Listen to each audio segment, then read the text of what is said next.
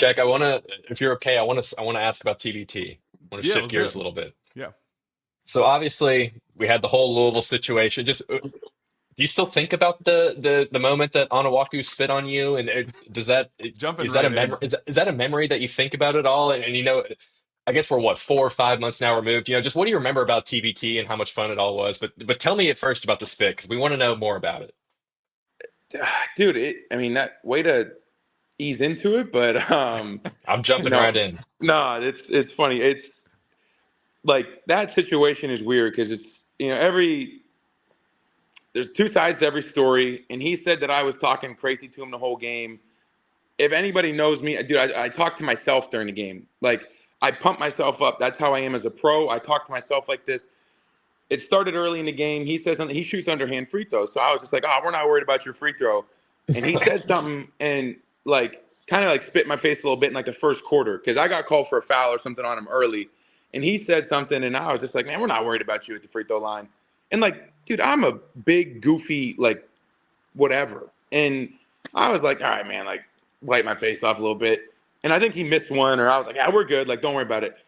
And then like it started getting a little hot going into in the second half, and I was like, all right, man, like I'm feeling really good. But I'm talking to myself. I didn't say a word to anybody. I wasn't like nobody can guard me, blah, blah, blah, blah, blah. Dude, I don't play one-on-one basketball. So if anything, I'm like, man, all I said when I was running down the court was like, this is what I do. And then John Fanta was on the sideline, and I was like, John Fanta, I was like, this is what I do. I was like, tell him to put a hand up.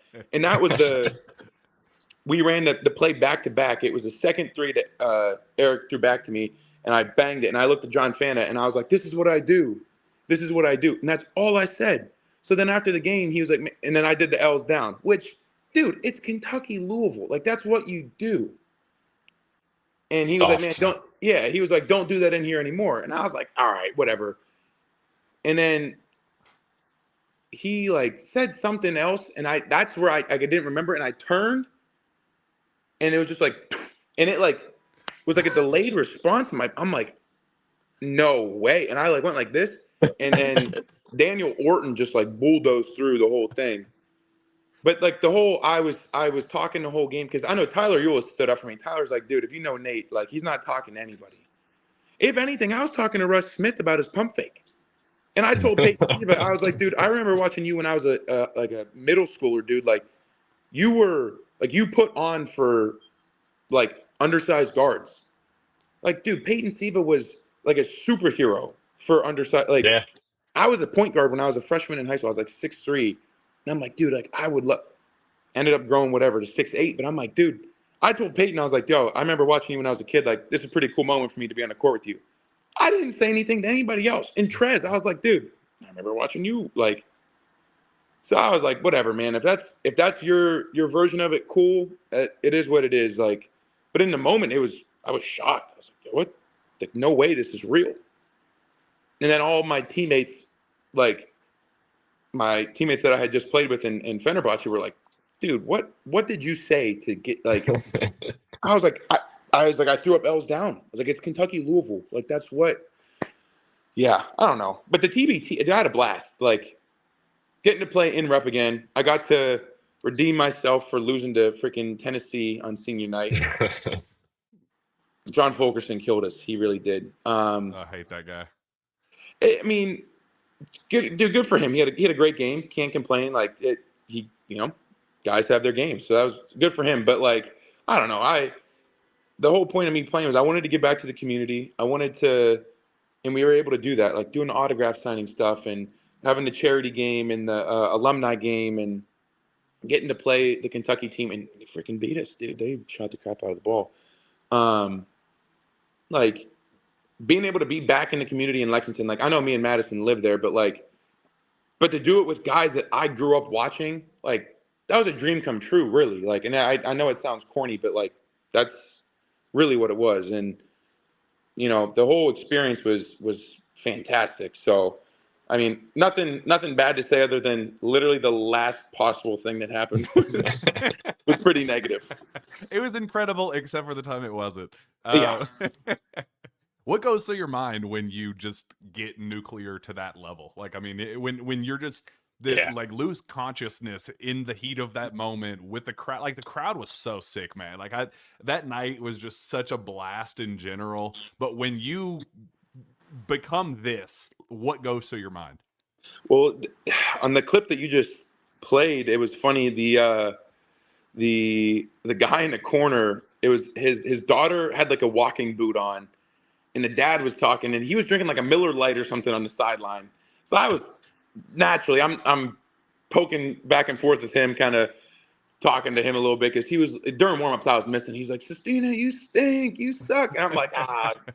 I was like, don't worry. I said once that horn goes, I was like, I'm gonna get going, and I hit that little fadeaway, and the daughter when I caught it said something, so I just like turned and like kind of laughed, and then the next one I hit that three, like a real quick three, and the guy said something when I caught it, and I was like, this is your fault, and that's all I said to him. I was like, this is your fault. And then I got going in the second half, and I was talking to John Fanta, like I said, and I'm running down the court, and that guy stood up and said something. And I was like, man, you're drinking a Miller Lite courtside. Like, get a good beer. And he started laughing. So I was just like, but to get going, like the hoop just seems like it's freaking at the ocean. Like you can throw anything up and it's going to go in. Also a huge testament to the teammates. Like, dude, these guys, I got going and they kept getting it to me. And that's like, dude, for Eric Bledsoe to be like, hey, Nate, we're going to run a play for you. I'm like, what? You're Eric Bledsoe. What are you talking about? And the Harrison twins, like, I'm watching these clips. Like, people think that I'm talking to them. I'm talking to John Hood on the sideline.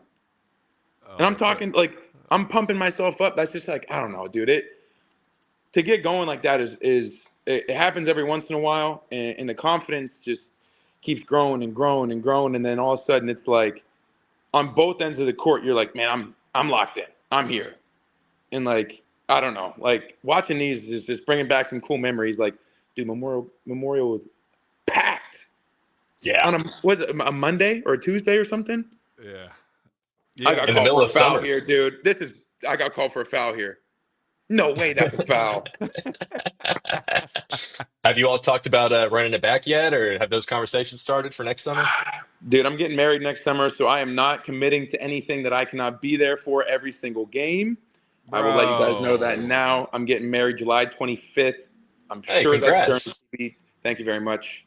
I Reschedule cannot miss the wedding. that. This is more important.